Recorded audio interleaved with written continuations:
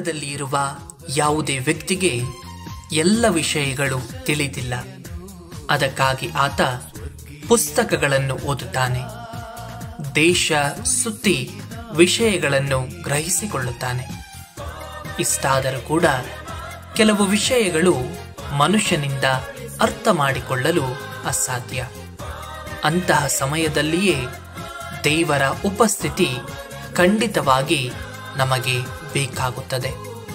ಅದಕ್ಕಾಗಿ ಪ್ರಭು ಕ್ರಿಸ್ತರು ನಮ್ಮೆಲ್ಲರಿಗೆ ಪವಿತ್ರಾತ್ಮರನ್ನು ನೀಡುವುದರ ಮೂಲಕ ನಮ್ಮ ಶಕ್ತಿಯಿಂದ ಗ್ರಹಿಸಲಾಗದ್ದನ್ನು ಪವಿತ್ರಾತ್ಮರ ಮೂಲಕ ಗ್ರಹಿಸಲು, ಪವಿತ್ರಾತ್ಮರ ಮೂಲಕ ಅರ್ಥ ಮಾಡಿಕೊಳ್ಳಲು ಹಾಗೂ ಪವಿತ್ರಾತ್ಮರ ಪ್ರಸನ್ನತೆಯಲ್ಲಿ ಸಮಸ್ಯೆಗಳನ್ನು ಬಗೆಹರಿಸಿಕೊಳ್ಳಲು ಅವರನ್ನೇ ನಮಗೆ ಭರವಸೆಯನ್ನಾಗಿ ನೀಡಿದ್ದಾರೆ.